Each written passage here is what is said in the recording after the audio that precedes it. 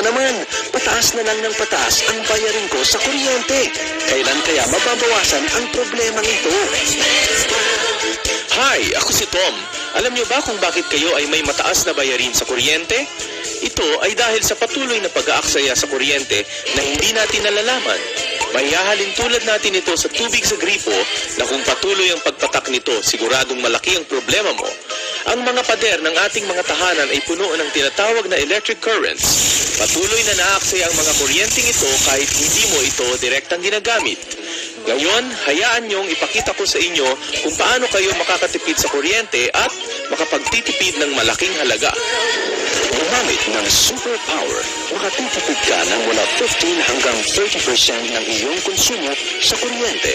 Ito ang pinakamabisang paraan ng pagtitipid sa inyong tahanan at maging sa inyong negosyo. Ang superpower ay nakapagpapababa ng inyong electric bill, nagsasaayos ng daloy at nakapagpapataas ng kalakasan ng kuryente. Ang mabisang paraan ng pagtitipid ay ang pagsasaayos ng electric power. Ang mahinang power factor ang sanhi ng sobrang daloy ng kuryente sa mga kagamitan na siyang nagiging dahilan ng mataas na bayarin. Upang mapataas ang electric power, kadalasang ginagamit ang mga tinatawag na energy savers para sa mga kagamitang may mga matataas na konsumo. Nababawasan nito ang mga naaaksayang kuryente. Ina-adjust din nito ang kVAR value kapag ito ay ginagamit. Ulitin natin ang ating eksperimento, pero dagdagan natin. Meron akong mga high-powered electrical appliances dito na karaniwang ginagamit sa ating mga tahanan. Washing machine, electric fan, at microwave oven na base sa aking pag-aaral ay karaniwang kumokonsumo ng malaki sa ating kuryente. Ang gagawin ko ay ipa-plug ko ang mga ito. Ang washing machine, ayan, sandali lang po. Ngayon naman, ang electric fan, yan, okay? At ang microwave oven. Ngayon, nakaplug na ang lahat. Katulad ng eksperimento natin kanina, nakita natin na walang kuryenteng dumadaloy dito. At para makita ninyo, ikabit natin muli ang reading device na ito. At hayan, ang reading ay 0. Ngayon, ay isi-switch ko ang lahat ng appliances upang tumaas ang numerong ito. At ngayon po, bubuksan ko na ang washing machine. Okay, spin dry, saka ang timer. Ngayon ang electric fan at ang microwave oven. Ito, ilalagay ko sa setting na 2. Tignan ninyo ang reading. 20, 19.9, 20. Mataas, di ba? Hindi natin gusto ang mataas na reading at lalong ayaw mong makita ang resulta nito sa inyong electric bill. Ang gagawin ko ngayon ay pabababain ko ang numerong ito. Gagamitin ko ang device na ito, ang superpower. Ipa-plug ko ito dito at isi-switch on ko na ito ngayon. Tingnan ninyo, halos kalahati ang ibinaba. Ngayon ay 11.2 na lang. Malaking bawas ito sa dami ng kuryenteng nagagamit. Wow! Ulitin natin! Wala talaga akong masabi. Malaking savings ito. Isang malaking pagkakamali kung hindi ka bibili ng produktong ito dahil patuloy kang magbabayad ng malaki kung wala ka nito. Ano pang hinihintay mo? Ang superpower ay nakapagbibigay ng mga benepisyo. 1. Stabilizing voltage. Isinasaayos nito ang daloy ng kuryente at pinapababa rin nito ang maling voltahe. Tumutulong din ito sa pagpapababa ng temperatura sa mga motor ng air conditioner at refrigerators at binabawasan rin nito ang unti-unting pagkasira ng mga insulation device at pinapahaba nito ang buhay ng ating mga kasangkapan. 2. Pagpapataas ng power factor at mabisang pagpapababa ng kVAR. Tumutulong ito sa pagpapanatili ng kalidad ng supply ng kuryente. Pagbabawas ng daloy at pagpapataas ng kapasidad ng kuryente. Ang output ng transformer at circuit breaker wires ay nalilimitahan ng mga daloy nito. Kung kaya matapos mapataas ang kakayahan ng kuryente at mabawasan ang daloy nito, ang transformer at circuit breaker wires ay magkakaroon ng mas malaking kapasidad na maipadadala sa ibang loads na siyang nakapagpapataas ng power supply system. 4. Pagbabawas sa posibilidad ng overloading at ang pagsiguro sa kaligtasan. Isinisiguro nito ang kaligtasan laban sa posibleng overloading sa mga distribution wires at transformers. 5. Ginagawang ligtas at matipid ang paggamit sa mga kagamitang de kuryente. Isinasaayos nito ang pagbabago sa voltahe sanhi ng power supply o power cut-off.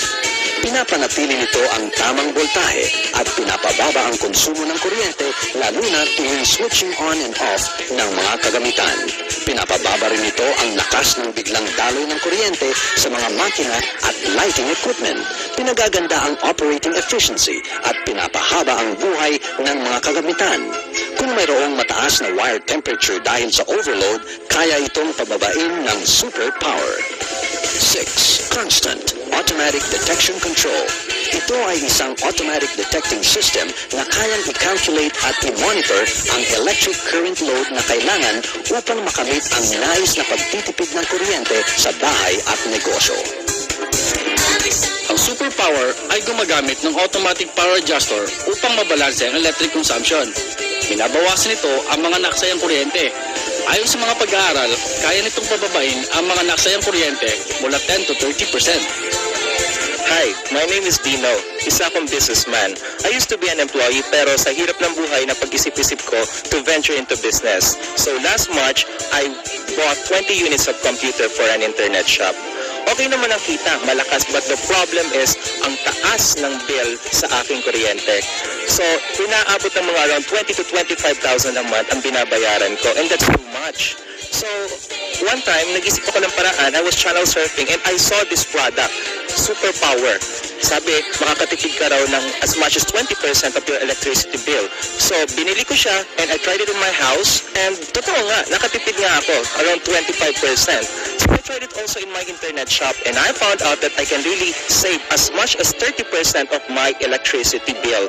So, I do recommend this product to all businessmen because it will really help a lot in saving energy. Hi, my name is Sheila and I'm 38 years old. As a housewife, trabaho ko talaga ang mag-budget. Kaya nga, lahat ng pagtitipid ginagawa ko just to make ends meet. Isa sa malaking problema ko is yung lumalaki naming electric bill. Yung mga anak ko, kailangan lagi sila sa aircon. Madalas kasi sila sinusumpong ng asthma. Kaya nga, every time na makikita ko yung electric bill namin, my God, over the budget siya talaga. Kaya nga, one time, napanood ko sa TV, yung tungkol dito sa superpower. Ngayon, after 5 consecutive months of using superpower, nakita ko talaga na 25% ang ibinaba ng electric bill ko. I'm really glad I used superpower. Effective siya talaga. Mag-ingat sa pagbili ng mga murang electrical appliances, gayon din sa matagalang paggamit ng mga ito. Tignan mo ang iyong electric bill kung masyadong mataas. Dahil kung masyadong mataas, malaki ang problema mo. Simulan mo na ang paggamit ng superpower ngayon. Malaki ang naitutulong nito sa paggamit mo ng mga mura at mababang kalidad ng mga appliances at makakaiwas ka pa sa sunog na dulot ng pabago-bagong daloy ng kuryente. Bilang resulta sa paggamit nito, nagagamit ng tama at maayos ang kuryente at nakakamit mo pa ang inaasam mong savings sa kuryente. Ang superpower ay nakapasa sa CE at UL security recognitions na may test report sa energy saving efficiency nito. Kaya nitong magtrabaho ng 24 oras upang makatipid sa konsumo ng mga kagamitang de kuryente tulad ng air conditioner, refrigerator, washing machine, oven, TV, fan, ilaw at computer.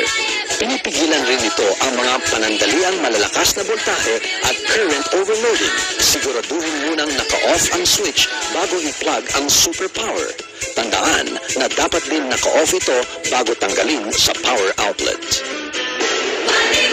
Plano ng European Union na makamit ang layuning mapababa ng 4.5 million tons ang carbon dioxide emission rate sa taong 2010. Maliban sa pagtuklas ng alternatibong enerhiya, ang EU ay gumagawa ng paraan upang mabawasan ang mga naaaksayang kuryente.